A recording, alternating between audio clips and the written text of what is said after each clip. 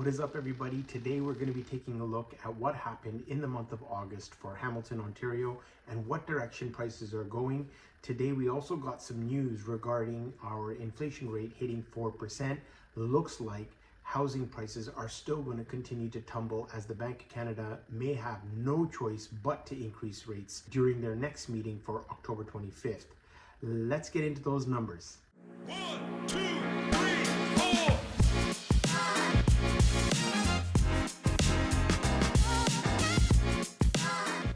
Hi, I'm Paul Sawhney. I am a real estate agent, mortgage specialist, and real estate investor here in the GTA. I provide these market updates regularly in different cities, as I find that it's very important for buyers or sellers to determine what prices homes are actually worth, so that you're either not overpaying. And yes, as a seller, you may want to get more, but as a seller, you also need to be realistic about what numbers you are actually going to attain. Now, if an agent actually starts to list home prices far higher than what the market can support, you're actually just going to ruin your listing and your efforts in trying to sell that home and garner attention the way a new listing actually does. So let's get into those numbers. First off, I'd like to actually take a look at how the market is broken down according to dwelling type, and then that gives us an idea of how much a particular segment can sway the average price of a home.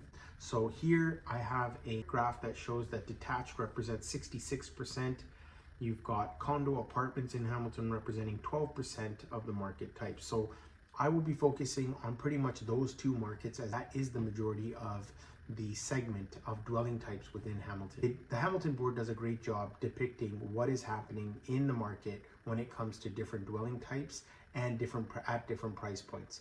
So here you'll see the average price actually in Hamilton has reached $798,786. Year over year, they're saying that's gone up 2.3%. Average days on market is now 24.2. That's down 10% year over year.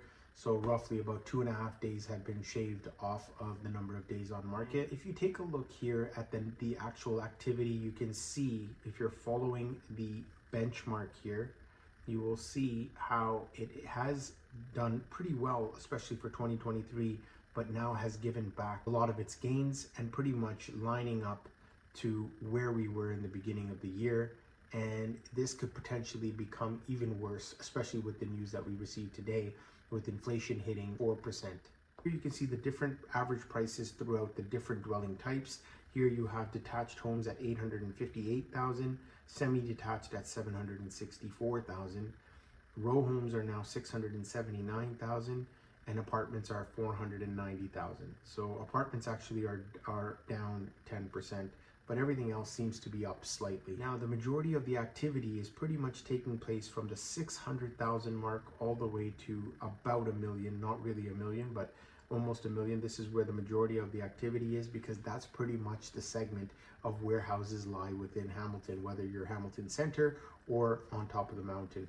So the market is coming back, but the activity is still in these two segments. So if you are looking at actually trying to sell a home, it is a great opportunity, because you're going to have the price point that actually will entice first-time home buyers, and they can actually afford it. So what I'm noticing again is that those homes that are sub 1 million, there is some activity there. But then when it comes to over 1 million and somebody needing more than 20% down, then it takes a totally different buyer, and the market segments do get tougher. People are finding value out in Hamilton. Here you can see a really cool breakdown of which areas are the most active. And from here you can see Hamilton Mountain is the most active, followed by Stony Creek.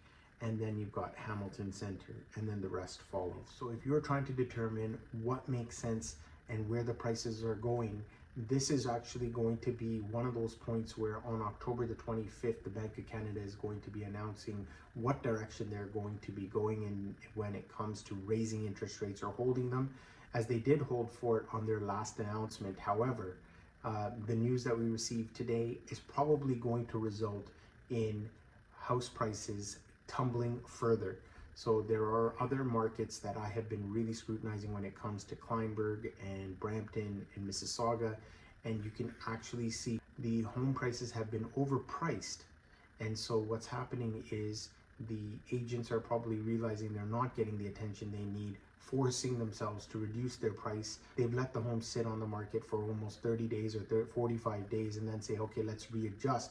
Now, the issue here is that you're getting into the fall season, which, yes, is the busiest, but also it's a very short period before you actually have to wait for the Christmas season to pass, where people will start to look again. Timing is crucial for when you're trying to list your home. If you have any questions regarding anything about real estate or mortgages, please feel free to give me a call via my Calendly link. The link is in the bio below. We can answer any of the questions that you may have regarding real estate or mortgages. See you on the next one.